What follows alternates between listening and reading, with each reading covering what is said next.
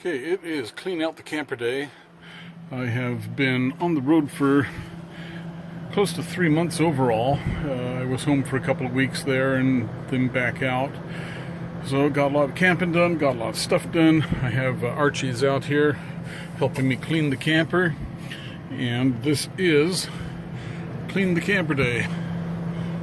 I have got to get all the bedding washed, pillowcases washed, and then I need to get the camper off the truck and wash it, and then I think I'm going to change the front disc pads on the truck brakes. But yeah, things have worked out really good for this trip. You know, the truck camper made a good truck wagon and flop outhouse. Had a pretty good time down with the unknown mechanic and fishing and working on things and getting all sorts of stuff done. But now is the end of the road. I gotta take the carpets out, hose those off. Archie, hey, Arch, what you doing? Look at the camera, say hi. So we need to get the carpets cleaned. A couple of things. Countertops need to get, it needs a bath. And then another thing that happened here is I had a couple of cans of food that the lids didn't seal and they leaked, so I have to clean out my cabinets, which is fine. So this is just going to be a good solid day of working and cleaning and getting everything back in road order. Still got some frozen vegetables. I got a little bit of frost going in there. Got a couple of bits of food left in the fridge. Hi, buddy. So the camper worked out really well as a office here. You know, I have my printer is over there on the counter, and I have a extension cord that runs along here and plugs into the inverter. It's a 600 watt pure sine wave inverter, and so the cable for the printer is just routed under the mattress and down and over up under here and plugs into the computer. So that works out pretty good. It's out of the way. Have my 1000 watt 3-foot baseboard heater there, and that did a real good job keeping me warm earlier in the year. And what else have we got here?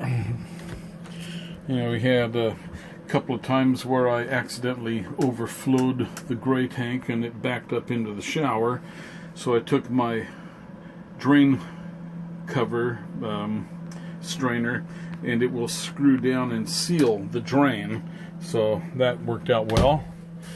And what else? Got to clean the oven a little bit. I did, well, actually it looks pretty good. I did about 4 or 5 pizzas in there, and they held up, stayed clean pretty good. I brought Archie here a couple of his favorite treats so that he would have something to make him happy here. He's getting camper training right now. He's going to be going camping here soon. Then I think what I'm going to do too is I need to put a couple of shelves in here, and I think what I might do is I need a bottom shelf for stuff like foils and wraps and all that kind of stuff. So I'm going to put one shelf right here under the spice rack, and then I'll put another on top of the spice rack, and so this area here will be wide and deep enough for like cereal boxes. And then above, that can be like paper towels, toiletries, and all that kind of stuff. So I think I've got a pretty good idea on what to do with the space in this cabinet. It's kind of unused otherwise. And this one here, this will just remain as a wardrobe closet.